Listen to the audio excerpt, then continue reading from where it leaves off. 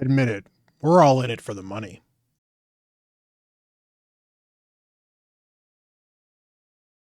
Hello, everyone. Bront CatHerder here, and we're having some fun talking Raid Shadow Legends, and we're talking about silver today. Silver is the lifeblood of your accounts. There's all kinds of things you cannot make happen without silver. Gearing your champs, using the tavern, rolling your gear. It all needs silver. Silver revolves around everything you do in this game. And let's face it, plenty of people are struggling to get all the silver they need. So let's take a look at what you can do to get more silver in the game, where you can make yourself efficient in silver uses.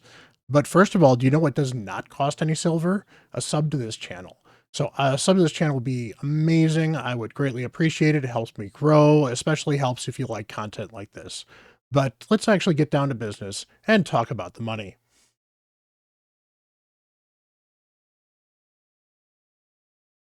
One of the easiest and simplest places to just get silver from is the artifact dungeon. So that's your ice golem, your dragon, your fire knight, and your spider. And knowing which one is the best helps quite a bit. Unequivocally, spider is the best place to farm for silver. Accessories sell for more, although accessories do cost more to roll up. So do be aware of that when you're rolling up gear. But accessories cost more and therefore sell for more, and there's no tax for having some of them that are in the campaign. Now, beyond Spider being the best, Fire Knight is next. Fire Knight has the most sets that are not in campaign that sell for the most. And then it's kind of Ice Golem and Dragon. I think actually Ice Golem's a little worse than Dragon. I'm not 100% sure, but they're very, very close to each other, and they just don't give you a lot of silver. Those four things, if you're farming specifically for silver, you're going to move into Spider or you move into Fire Knight. Both can be very productive for you for getting silver. And obviously they get you some gear, and you can keep some of that gear and roll it up as well. So that's helpful. That's not the only way to farm and get silver, though. I mentioned the dungeons. I'm also going to throw in campaign farming can certainly be good, especially 12-3 Brutal is great for silver. 12-3 Brutal is the sweet spot of getting some of the best gear to sell, whereas Nightmare, you get less gear because it costs you twice as much energy. So on a per energy basis, you get better silver from Brutal. So Brutal is definitely worth running as well. If you're farming some campaign, you're leveling some champions up, you're doing some of your dailies or your monthly, which is always a pain. Great way to get some additional silver as well. Good excuse. Go for it.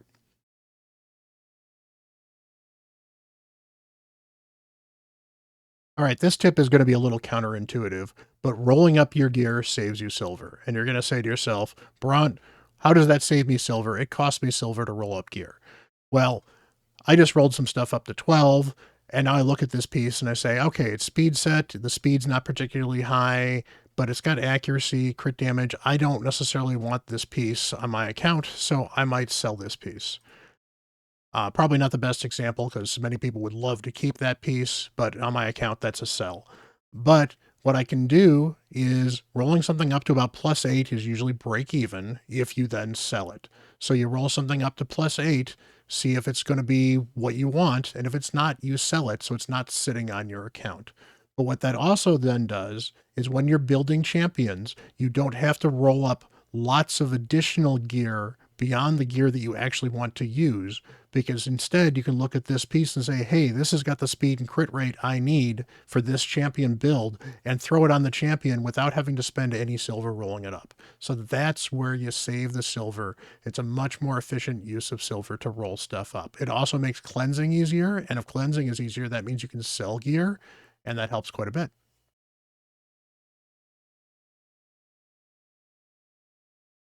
And rolling right into the next topic, selling your gear is one of the best ways to deal with silver. So you find gear that you don't need anymore. Like I've got a lot of gear, which means I need to start going through some of this gear. Now, my speed gear may not be the best example of this, but I've got a ton of helmets here in the crit damage set. I probably don't need all of these things, so I could probably find some stuff to sell right here.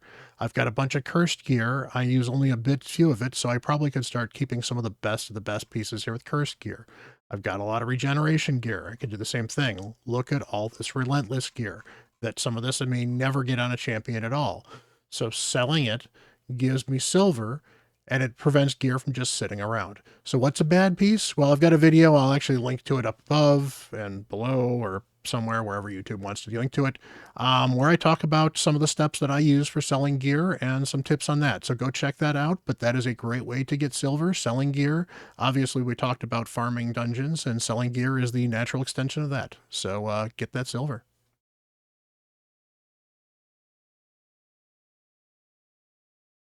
Raid constantly has dailies going on. Raid constantly has the weeklies and the monthlies going on, and you constantly have different events. Doing those events can help get you some silver. Now, right here, summon 25 champs every 5 days, usually pretty easy. You pop 110 pull of mystery shards, maybe two of them, for a daily, and boom, you've got the 25 shards. That's 25k silver. Not a lot, but you know what? It adds up after a bit. Do some of these other things as well. Here's 100k silver for just doing a little bit of dragon, which is something that gets you some silver as well. Other events will give you some silver as well. Generally, the only ones that will not give you silver are the events that involve rolling up gear, because that costs silver. So generally, you get resources that you can use for different events from an event. So you will not get silver from an artifact enhancement event in general, for example, whereas you won't get energy from a dungeon divers event, for example, because energy is what it takes to use the dungeon divers. That said, you do some of these events, you're going to be running some of this stuff anyway. Might not let the event give you the extra rewards, and some of those extra rewards are silver, or some of them are things that save you silver. So go check those out.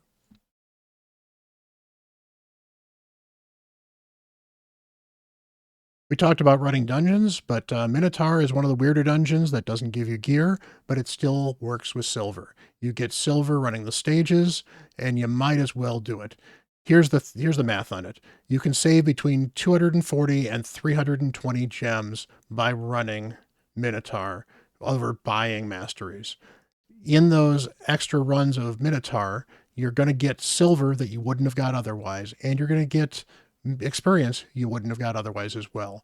Beyond that, that extra 240 to 320 gems that you have now saved up, you can then use to run dungeons and get yourself more silver. So it's a win-win-win when you run Minotaur. I know it's boring. I know it's a little time consuming, especially if you don't have a speed team for it.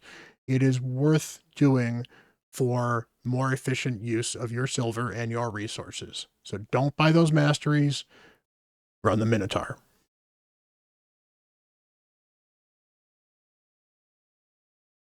Now, this one's a little counterintuitive as well, and I don't have an example of it at the moment, but this is worth looking into as well.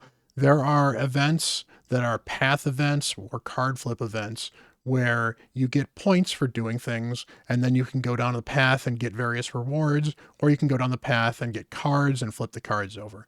If you don't care about some of those path rewards, save those points, because those points convert into silver, and they convert into silver at a pretty good rate. In fact, a couple of these paths I've seen, the amount of silver you get from not purchasing a silver path and instead just taking the points as silver is better. So do some of the math, do check that out. But general, if you're not interested in a particular event and you're just going to let it sit by and not grab all the rewards for it, especially if they're rewards that you don't want, don't grab rewards you don't want, fearing that you're not going to get anything from them. You will get silver from the remaining stuff. So if there's stuff you don't care about, just let it turn into silver, and that's bonus silver for you.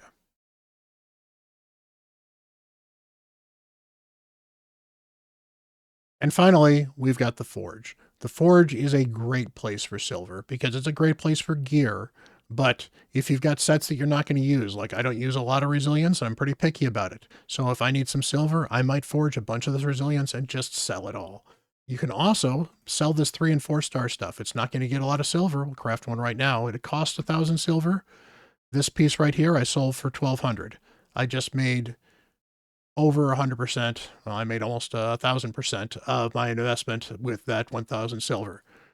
And, it's pretty easy. It doesn't take a lot of time. It's oftentimes doing it for quests as well. And on top of that, you might find some actual good gear while you're going through it that might be helpful for your account.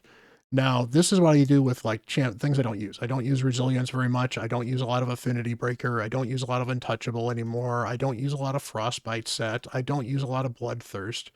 So I've got 59 of these things. I might someday, and particularly I like doing this during CVC when I get the CVC points for it as well. But if I needed some silver, I might forge all 60 of those things and just sell them all.